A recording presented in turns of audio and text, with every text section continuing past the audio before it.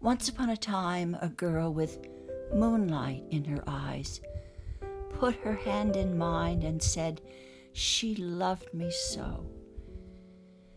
But that was once upon a time, very long ago. Once upon a hill we sat beneath a willow tree, counting all the stars and waiting for the dawn.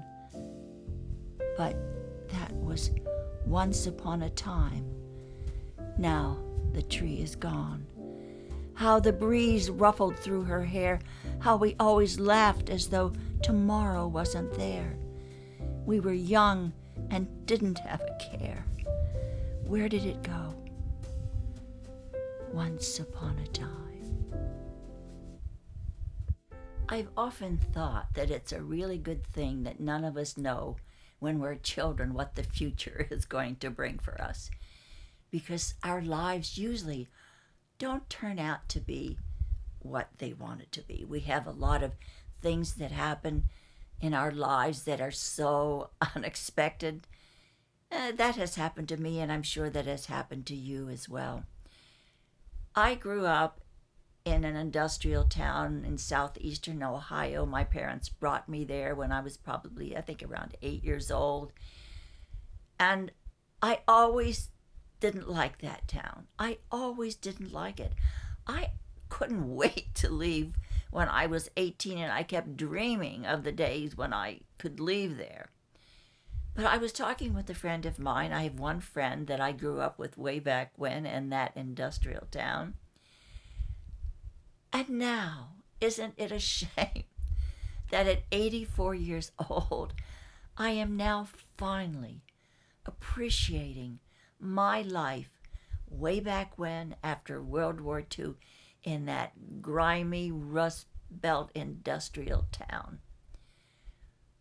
The tools and the things that I learned while growing up in that town have helped me navigate life so much better. All the tools that I was given back then, not knowingly, would help me navigate that journey and those roads that I had to travel. I learned how to be strong. I learned acceptance. I learned patience. And one thing that is so important that I learned, and probably is the best thing that I was able to carry through my life that helped me, is that I learned to be humble. Those are the things that I now can look back, and I thank heavens, I thank God that I grew up in that town.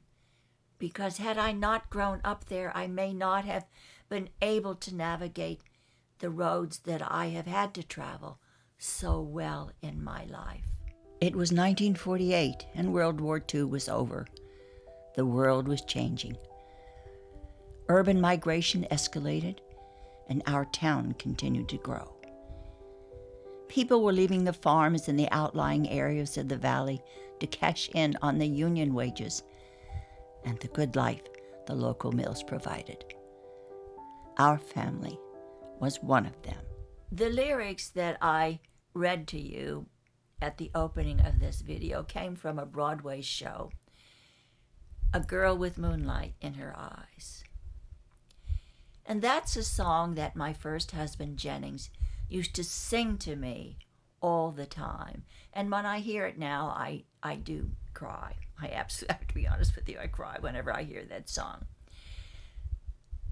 But that love story that I had with my husband, unfortunately, did not have a good ending. He was diagnosed with schizophrenia, and I can put the link below if you want to know more about his story and my story. But he was diagnosed with schizophrenia, and I was left a widow with 3 children in my 30s. And little did I know at that time I would also be widowed in my 80s. I saw the strength and determination of all of those people, and it rubbed off on me because I knew that no matter what happened to me in life, that I would have the strength to follow through with it, good or bad. I knew that I would be strong. I learned acceptance. We never judged people on how much money they had, where they lived, where they came from, what language they spoke, what religion they were. We always judged one another on our moral values and things that we had in common. I didn't realize it at the time because it just was what it was.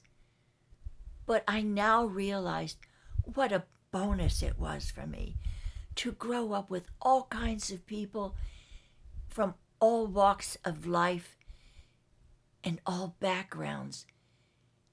How wonderful it was for me to be exposed to that and to walk away always with no judgments. Our parents were there to earn a living and to better their lives.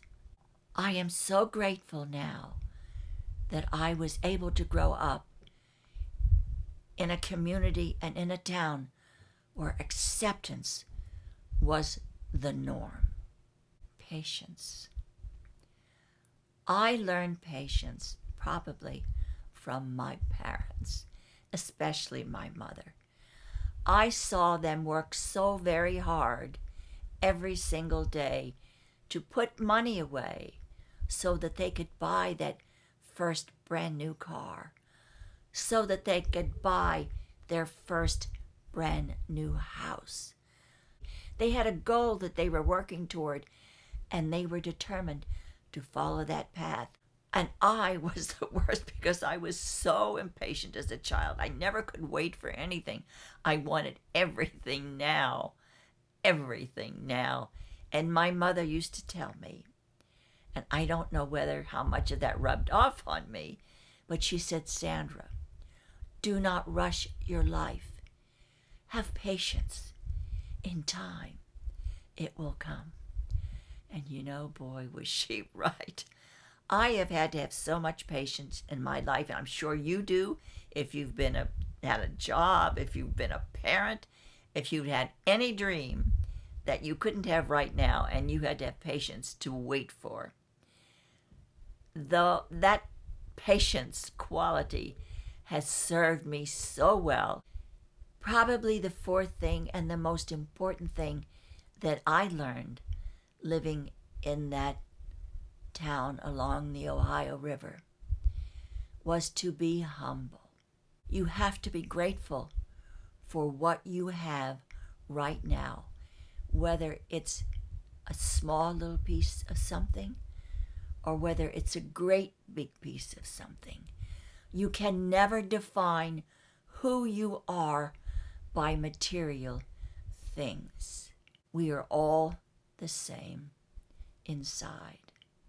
I have had so many blessings in my life that I have to be so grateful for, and I have some not so great things, but I'm also grateful for them because I have been able to take away something positive with every negative thing in my life.